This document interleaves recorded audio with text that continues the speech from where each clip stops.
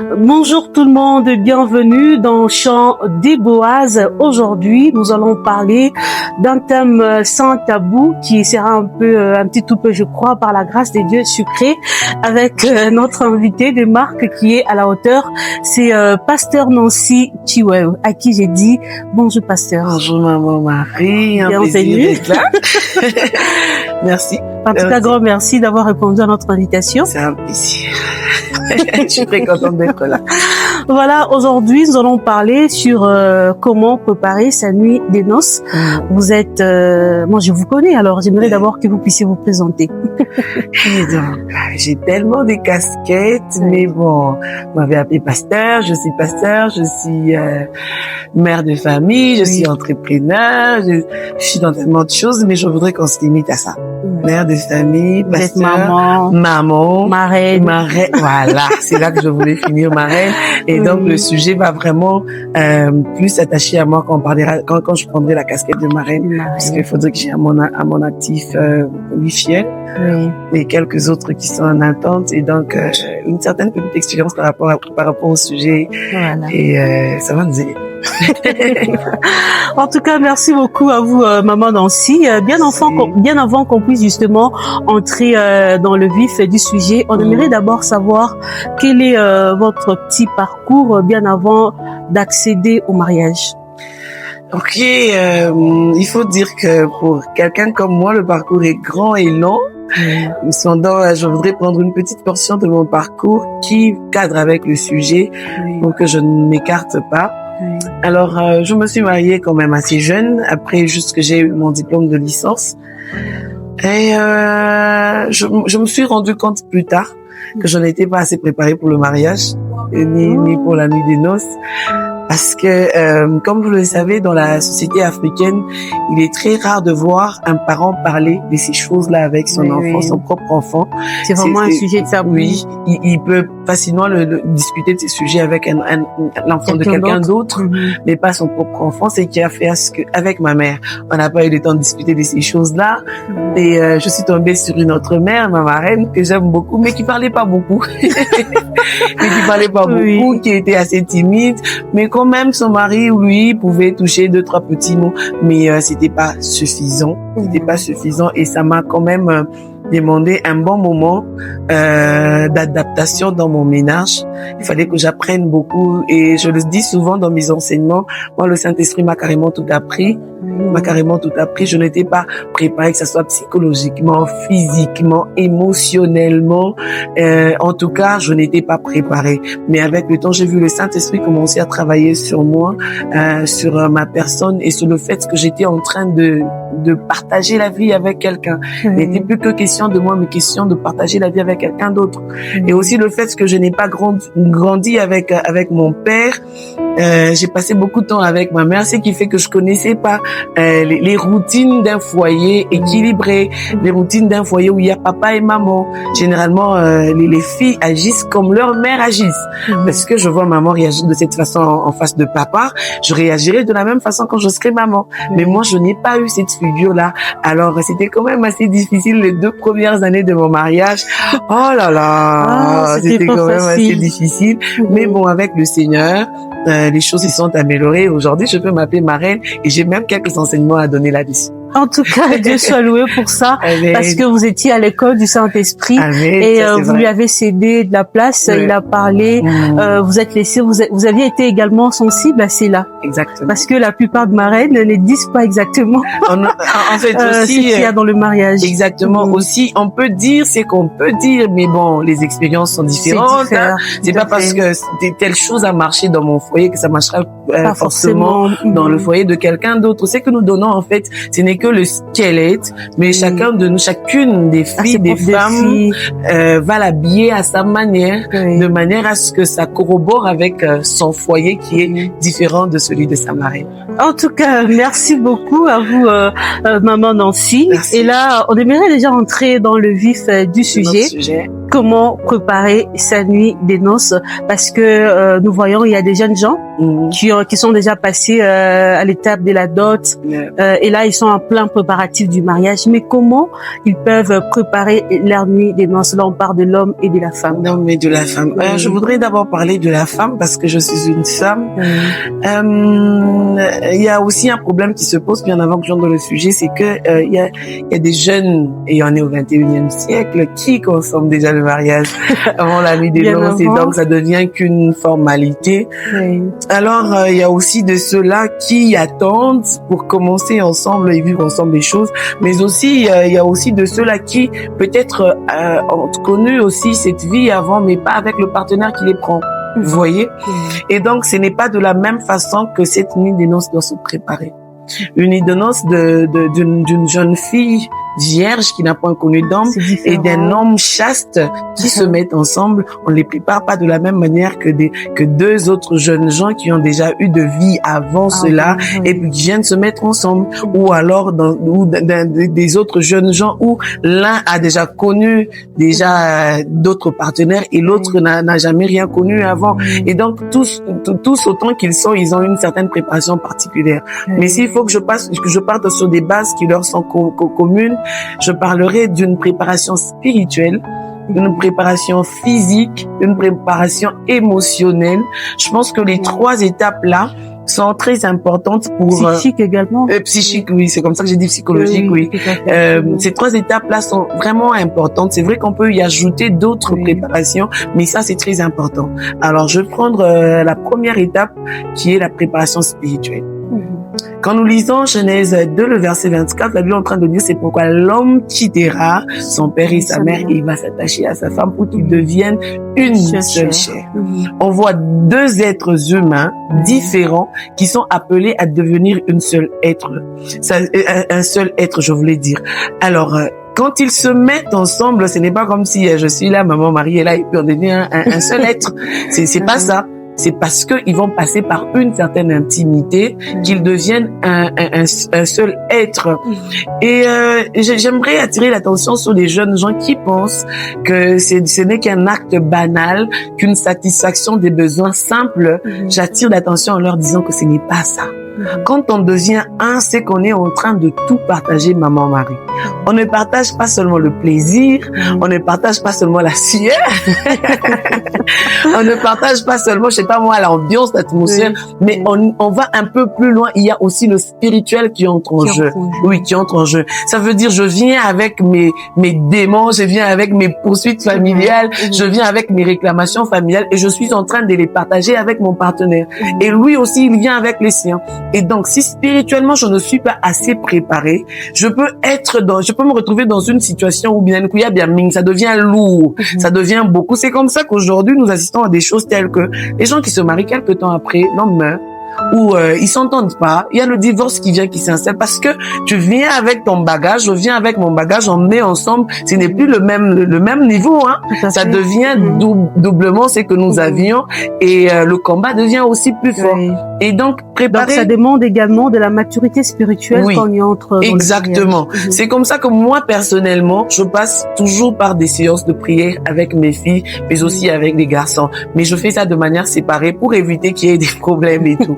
Alors, avec mes filles, par exemple, quelqu'un qui a déjà eu à connaître des hommes avant, ça veut dire qu'elle est aussi entrée en contact avec des esprits, des autres esprits, et il faudrait pas qu'elle rapporte ça dans un nouveau ménage.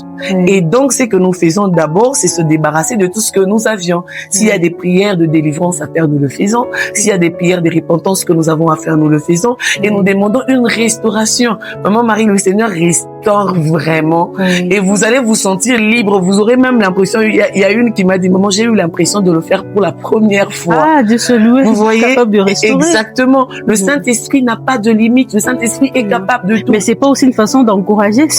Non, on n'est pas en train d'encourager. d'encourager parce que il faudra passer par des séances de délivrance, de prière, et ce n'est pas une mince affaire. Je suis soit ma reine.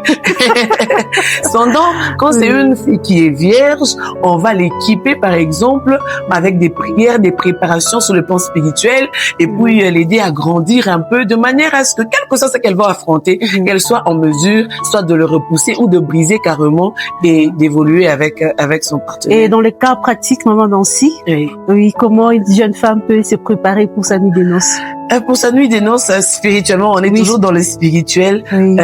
Prends le temps de prier pour toi-même. Prends le temps de prier pour ton mari, pour ton futur époux. Elle est bien en train de dire qu'il trouve une femme, trouve le bonheur. Je veux être un bonheur pour mon mari. Mais les choses qui me réclament, les liens familiaux que j'ai, il faut que j'en prenne conscience. Il faudra qu'on prenne conscience de ces choses. Tout Parce ce que je trimballe, le mariage n'est pas que physique. Alors tout ce que je trimballe là, est-ce que ça va faire le bonheur de cet enfant d'autrui que je suis en train d'aller chercher? Et donc quand je prends conscience, je prie là-dessus. Seigneur, tout ce qui pouvait me poursuivre, je sais pas moi, des choses que mes parents, mes aïeux ont eu à faire, qui me poursuivraient dans ce mariage. Je coupe ces liens-là. Je refuse que ça me poursuive. Je veux entrer dans ce nouveau monde étant libre, légère, de manière à ce que je sois le bonheur pour l'autre.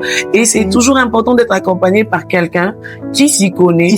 C'est ça, c'est important. C'est pourquoi le choix de parents également. Il est très important. Parce que si vous tombez sur quelqu'un qui n'a rien à foutre de tout ça, mais bon, il est là pour la présence et tout, tout ce que vous allez vivre, ça ne concerne pas.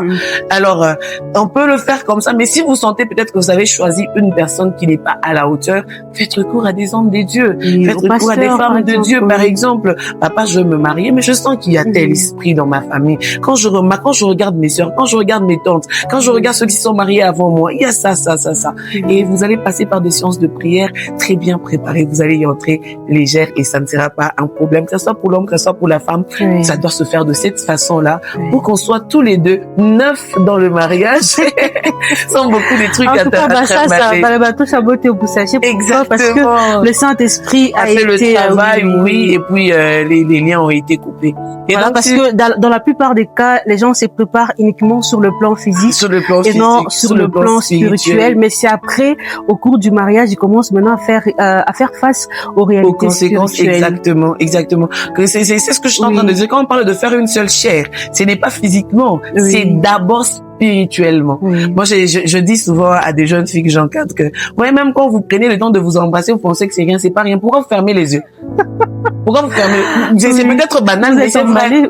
Quand vous fermez les yeux, c'est que vous avez besoin d'être concentré et que votre esprit se connecte au partenaire que vous avez. Et c'est pratiquement ce que nous faisons quand nous prions. Nous voulons monter en esprit. Qu'est-ce que je fais? Je veux pas être distraite. Je ferme mes yeux, je me concentre pour me connecter à l'esprit suprême. Et c'est ce qui est en train de se passer. Et donc, ne négligeons pas cet aspect des choses parce que quand spirituellement, la préparation n'est pas bonne, ne vous en faites pas, maman Marie. Ataka Morina, ça peut être mauvais. Ah oui, il peut y avoir une odeur, pourtant tu es bien parfumé, pourtant tu vas très bien. Mais quand spirituellement tout est bien, même quand on n'est pas, je ne dis pas que c'est quand même là une opportunité de négliger les autres aspects, mais quand spirituellement déjà c'est bon, ne vous en faites pas, le reste va suivre. Même le Seigneur lui-même vous dira quoi faire, comment faire, de quelle manière faire. Je suis en train de faire rire une fois une jeune fille, je lui disais, moi personnellement un jour je me dis Seigneur, j'ai l'impression que ça devient monotone avec mon mari, on dirait qu'on fait les mêmes choses, qu'est-ce que je peux faire? Et j'ai senti comme quelqu'un qui me parlait et on me disait, et si aujourd'hui tu essayais de faire ça? Puis ma belle, on va voir ce que ça va donner.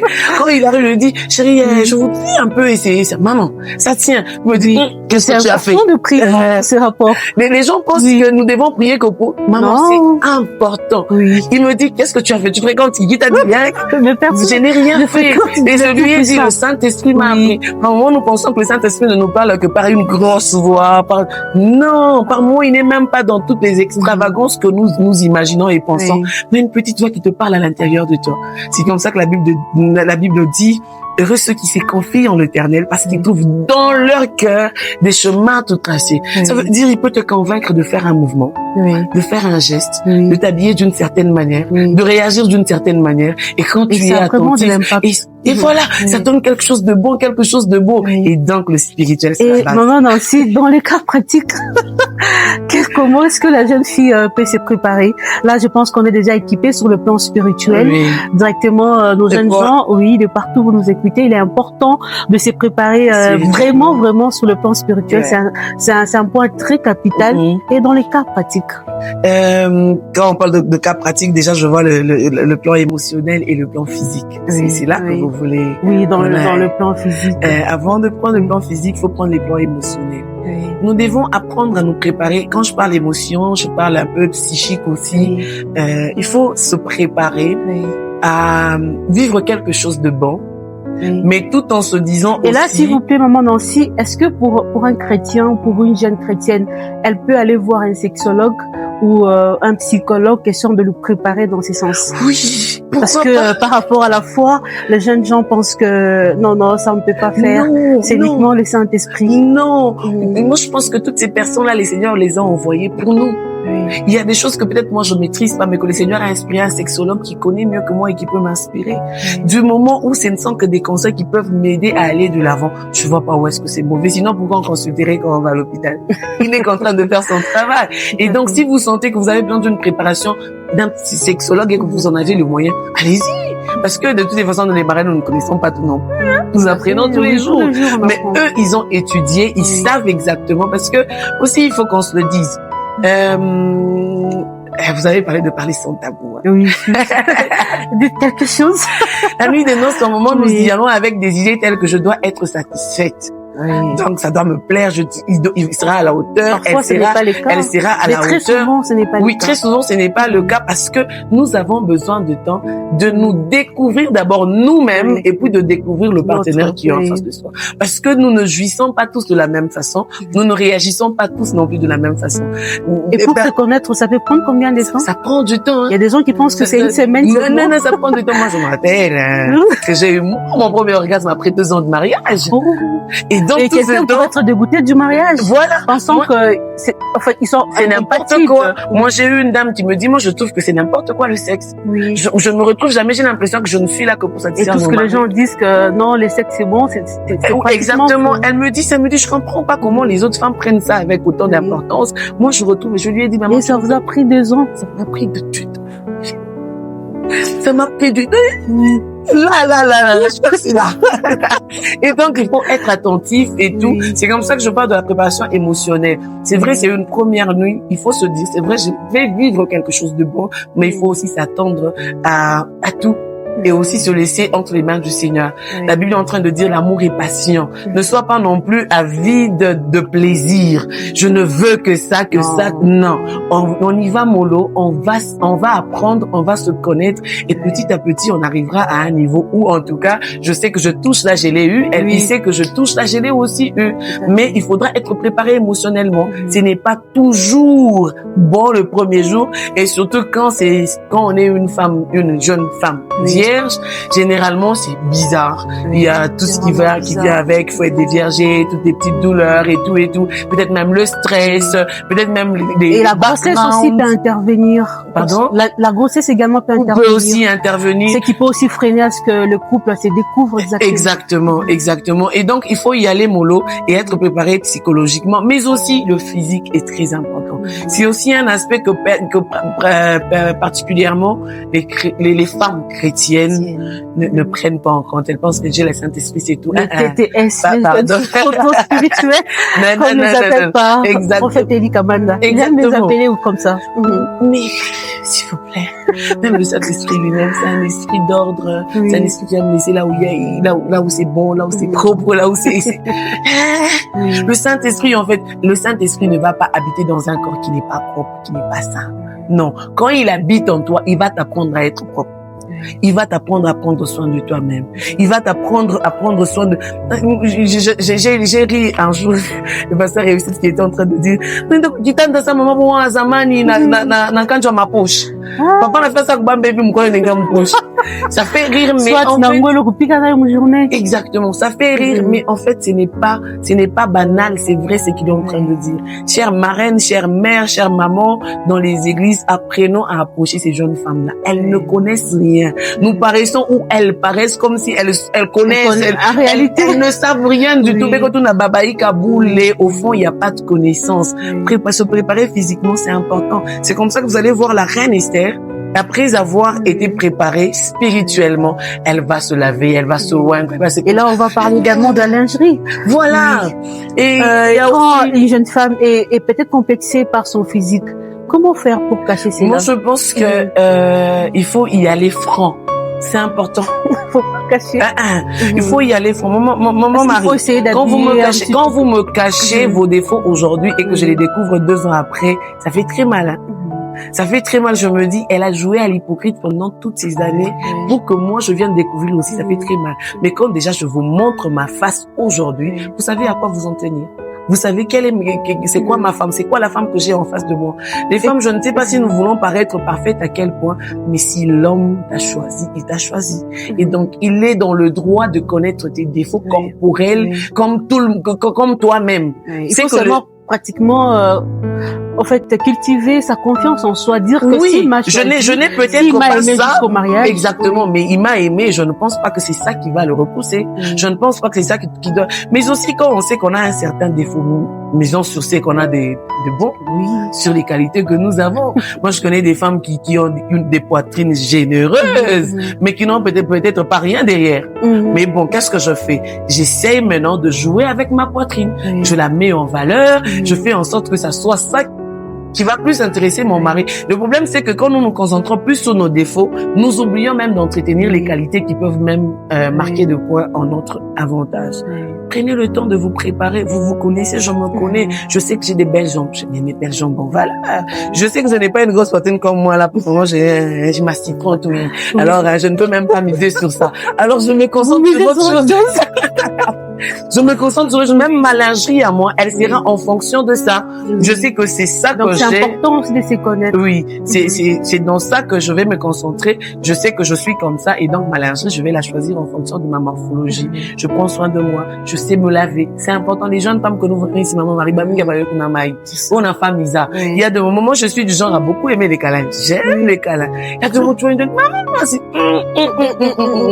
ça va pas. Ça va pas. Mais je ne veux pas peut-être la blesser. Chérie, passe à la maison, j'ai quelque chose pour toi. Un petit colis, antitranspirant et tout, tu vois. On utilise ça comme ça. Mais moi, je préfère, par exemple, que tu utilises d'abord le citron avant, pour que Nishimu blessé, Mutoto, Nishimu repoussé. Vous voyez?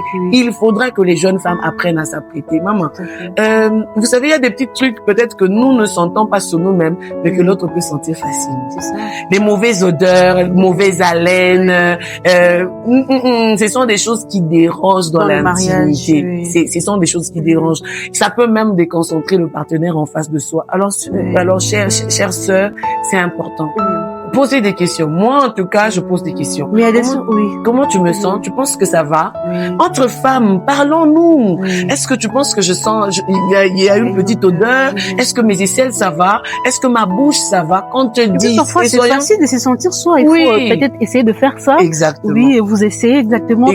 Moi, j'ai connu une bonne haleine. Vous pouvez parler et vous faites ça.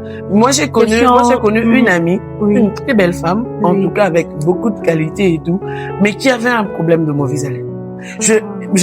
Généralement, je trimballe des chics avec moi. Alors, à chaque fois qu'on était ensemble, je prenais des chics, je mets dans ma bouche, je lui donne. Mais même alors, il y avait toujours quelque chose. Mais un jour, je me disais, Seigneur, est-ce que je peux lui dire? Comment je vais arriver à lui dire? C'est une belle femme. Et même un de ses petits amis m'en avait parlé. Comment je vais aborder? Et puis, j'ai dit, il faudra que je le fasse pour son bien. Sinon, elle repousserait les gens comme ça. Alors un jour, je lui dis, ma chère, je veux te parler, c'est sensible, mais j'aimerais que tu me comprennes parce que je veux le faire avec amour. J'ai remarqué que tu as mauvaise haleine très souvent. Je sais pas, dis-moi un peu, comment tu brosses les dents? Elle me dit, je fais ça. Et en tout cas, Dieu merci, elle était ouverte. Elle n'a pas pris mal les choses. Elle m'a expliqué, elle m'a parlé et tout. Mais il y avait rien de mauvais dans sa routine. Tout était bien. Je lui dis, bon, on va d'abord essayer de changer des dentifrices pour voir ce que ça va donner. Je lui ai recommandé quelques dentifrices que je connaissais, des bains de bouche, c'était la même chose. Et puis finalement, je discutais avec quelqu'un d'autre, c'était un médecin. Je lui dis, j'ai une amie, on a fait ça. Il dit, ça peut être un problème de santé. Par moment, quand on a un problème d'estomac, ça peut faire, je sais pas comment il avait expliqué, mais je pense que les médecins vont me comprendre. Ça peut faire en sorte que les odeurs qui sont là-bas ressortent même par les narines. Oui, c'est comme ça que vous sentez les gens la bouche fermée, mais quand il est à côté de vous, il respire, vous sentez une mauvaise odeur. Vous voyez?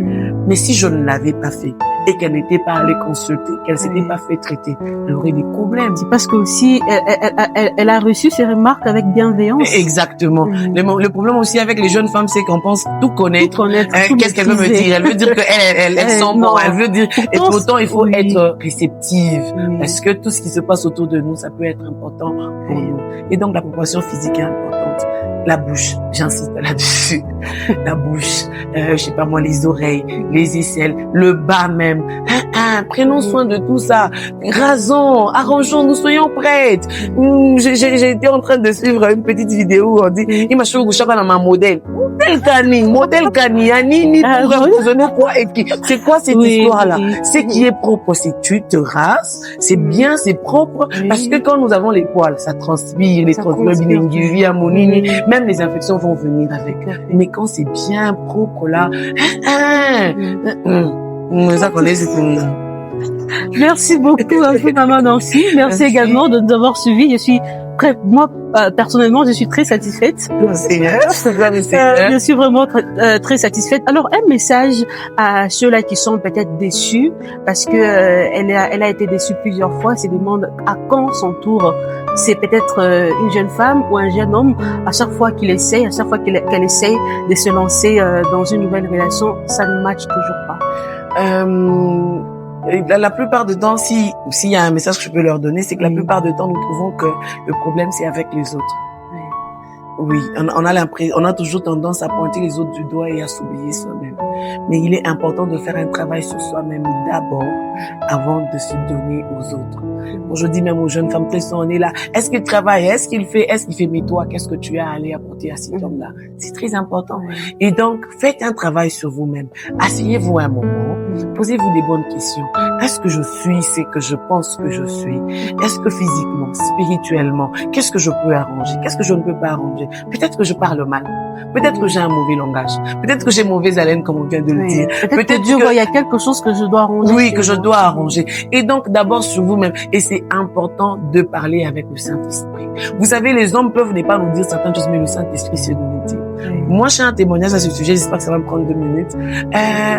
Au début de mon mariage, je le dis souvent, mon mari me giflait beaucoup. Et je comprenais pas. J'étais là toujours à me pointer. C'est un homme violent. Moi, je vais le quitter. Moi. J'étais là à le pointer du doigt. Et c'est vrai, c'était pas des bonnes actions qu'il était en train de poser. Mais à un moment, j'ai dit, Seigneur, qu'est-ce qui se passe dans mon ménage? Je suis quand même jeune servante, mais je vis ces choses, cette violence. Ça vient de qu'est-ce qui se passe? Qu'est-ce que je ne maîtrise pas? Le Seigneur me dit, qu'est-ce que tu te reproches? Tu te reproches de quoi? Je dis rien du tout. Et comme d'habitude, on ne se reproche jamais de rien. On se reproche jamais de rien. Nous, on pense qu'on est toujours bien, qu'on fait toujours bien. Mais avec du recul, quand je commence à réfléchir, pourquoi le Seigneur m'a posé cette question-là? Mais en fait, je regarde, je dis, ok, je réfléchis. À chaque fois qu'il a levé la main sur moi, c'était pourquoi? C'est quand j'avais haussé la voix, c'est quand j'avais parlé de cette manière, il était en train de parler, et moi j'ai réagi, Ok. Alors les prochaines fois qu'on a une dispute ou une discussion entre nous et qu'il est énervé, je me tais. Et du coup, on ne me frappe pas. J'ai travaillé sur moi, mais je l'ai aussi délivré sans le savoir. J'ai travaillé sur moi et je l'ai plus attiré vers moi. Et du coup, il était plus prompt à me parler. Il avait le temps de me parler, même de s'excuser pour par moment quand il ne fait pas bien les choses. Vraiment, mais pendant que moi je l'arrêtais, je répondais, je réagissais avec ma grosse voix là. Je me sens autoritaire et tout. Comme je vous ai dit, moi j'ai pas grandi avec mon père et donc je voulais être autoritaire même dans mon ménage, ce qui n'était pas bon. Mais quand le Saint-Esprit m'a fait comprendre qu'il fallait que j'apprenne à travailler sur moi-même, j'ai travaillé sur moi-même. Et je l'ai rapproché de moi. Et donc, pensez d'abord à vous, pensez à avoir du temps pour vous-même, essayez de voir tout ce que vous faites, votre manière de vivre, votre manière de faire, de vous habiller. Peut-être même c'est juste une façon de s'habiller. Aujourd'hui, c'est quand même au 21e siècle. Moi, je présente des jeunes filles à des jeunes hommes. Je dis, ma chère, j'ai quelqu'un et tout, il est là. Maman, il met les tissus comme ça. Vous voyez un peu, ça peut être ça la raison. Alors écoutez ce que le Seigneur va vous dire, comme je l'ai dit, dans ton cœur tu trouveras quelque chose. Écoute ce que le Seigneur va te dire, mais aussi dans les reproches que les gens nous font souvent, il y a toujours quelque chose de vrai, maman Marie. Les gens ne parlent pas juste pour parler. Quelque part, il y a une vérité. Qu'est-ce que les gens disent souvent sur mon accoutrement, sur mon langage, sur ma tenue, sur ma façon d'être? Qu'est-ce que les gens disent? Et vois un peu tout ça et trouve ce qui n'est pas bon. Arrange avec le Saint-Esprit. Et je pense que la bonne personne, le Seigneur va l'envoyer. Elle va trouver aussi une bonne personne que tu seras. En tout cas, prenez du temps pour faire l'introspection. Ouais. C'est très important. Quand quelque chose ne va pas, Oui. ne doitez pas seulement les autres. Maman Nancy, pourriez-vous prier pour ceux-là qui sont en préparatif du mariage? Il n'y a pas de Et problème. qui préparent leur nuit des noces. Il n'y a pas de problème. Nous allons prier. Seigneur, nous te bénissons pour ces jeunes gens qui nous suivent et qui se préparent pour leur mariage et particulièrement pour leur nuit des noces. Éternel, c'est toi qui donnes l'intelligence, la sagesse et qui sais nous préparer comme il se doit. On peut bien parler, on peut bien enseigner, mais si toi, Esprit Saint, tu n'interviens pas, il y a des choses qui entreront à gauche et qui sortiront à droite. Alors je prie, Saint-Esprit de Dieu, que toi qui es le véritable enseignant, que tu leur apprennes ce qu'il faut, quand il faut et comme il faut au nom de Jésus-Christ. Emmanuel, vois cette femme qui ne connaît rien du tout. Vois cette femme qui n'a aucune expérience. Vois cette femme éternelle qui aussi a connu tellement de choses, qui a tellement d'expérience et qui ne sait pas comment s'y prendre par rapport à la nouvelle qui se présente devant elle. Jésus, je prie que tu sois ce Dieu qui va lui donner la maîtrise de soi et l'intelligence et la sagesse de savoir gérer pour qu'elle ne soit pas un danger et même un scandale pour son partenaire au nom de Jésus-Christ. Donne de la sagesse à ces jeunes femmes, mais aussi à ces jeunes hommes, oh Dieu véritable, qui doivent aussi être à la hauteur pour les femmes qui sont en train de prendre toute brutalité éternelle, tout esprit, je sais pas moi, des rancœurs, je sais pas de vengeance, de vouloir chercher se prouver quoi que ce soit de l'ego. Père, que ça se taise et que les caractéristiques de l'amour que tu nous as appris prennent place au nom de Jésus. La Bible déclare que l'amour est patient. L'amour cherche le bien de l'autre. Oui, Dieu, qu'ils apprennent, et les hommes et les femmes, à chercher d'abord le bien de l'autre, à satisfaire l'autre, à faire du bien à l'autre au nom de Jésus. Et si Dieu, il y a une force qui le réclamait d'une manière ou d'une autre, chacun de son côté, je suis en train de prier que ces forces soient paralysées au nom de Jésus, que ces liens soient coupés au nom de Jésus, que ces œuvres malsaines qui les accompagnent depuis peut-être des décennies dans leur famille s'arrêtent avec eux au nom puissant de Jésus. Je déclare que ce sont des jeunes gens qui vont se marier libres, légers et tout nouveau pour commencer une nouvelle vie sous la guidance du Saint-Esprit. C'est dans le puissant et glorieux nom de Jésus que nous prions et que nous disons Amen. Amen. Merci à vous, mesdames et messieurs. Grand merci à vous, maman Nancy, Merci pasteur Nancy Chiwell. Merci. Merci, maman Marie. C'était un plaisir. En tout cas, pas plus que moi. Vraiment. Merci à vous, mesdames et messieurs. C'était votre émission Chant des Boaz. Nous voici à la fin de cette émission et on se retrouve tout justement à un prochain numéro. Au revoir et à la prochaine. Merci.